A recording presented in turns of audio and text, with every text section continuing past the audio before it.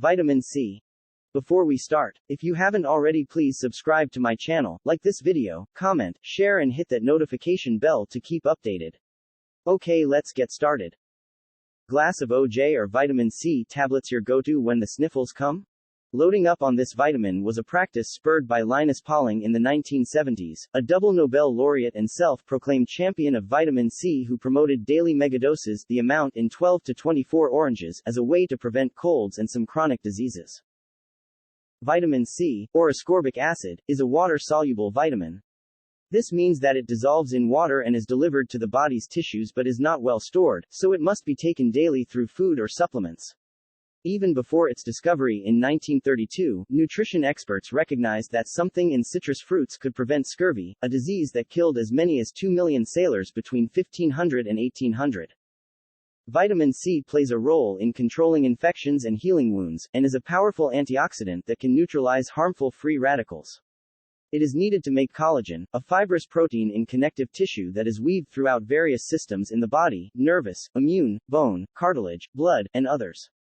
The vitamin helps make several hormones and chemical messengers used in the brain and nerves.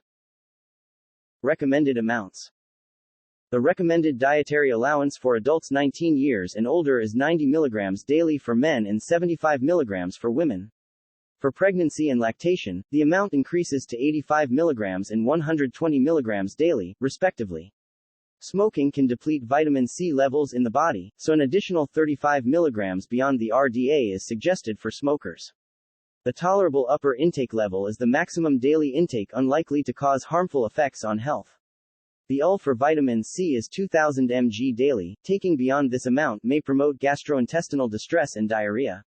Only in specific scenarios, such as under medical supervision or in controlled clinical trials, amounts higher than the UL are sometimes used.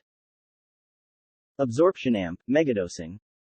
The intestines have a limited ability to absorb vitamin C. Studies have shown that absorption of vitamin C decreases to less than 50% when taking amounts greater than 1000 mg. In generally healthy adults, megadoses of vitamin C are not toxic because once the body's tissues become saturated with vitamin C, absorption decreases and any excess amount will be excreted in urine.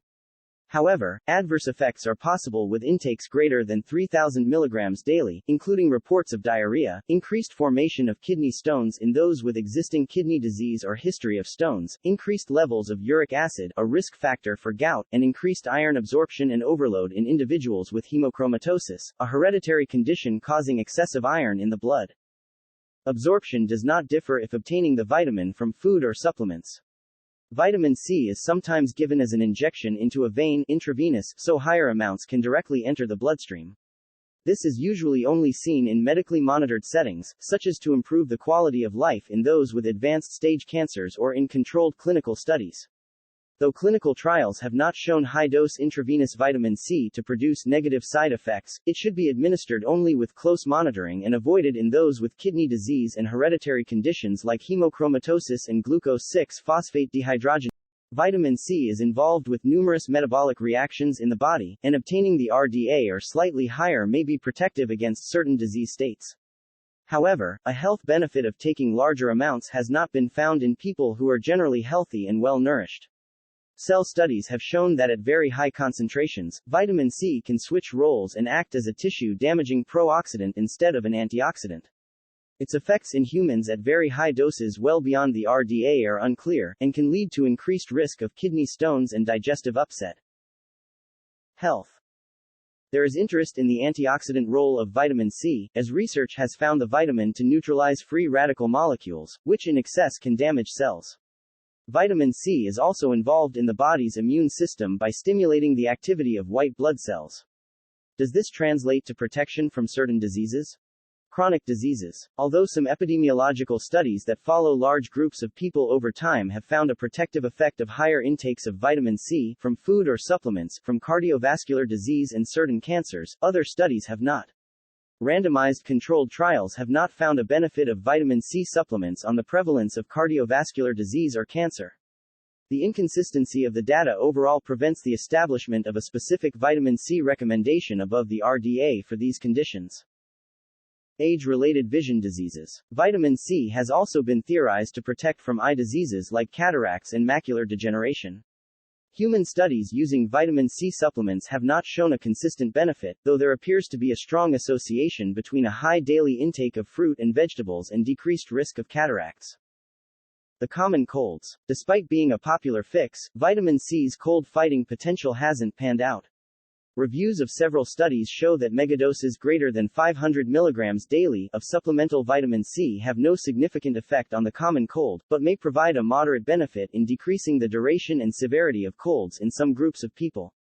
Small trials suggest that the amount of vitamin C in a typical multivitamin taken at the start of a cold might ease symptoms, but for the average person, there is no evidence that megadoses make a difference, or that they prevent colds. Food sources.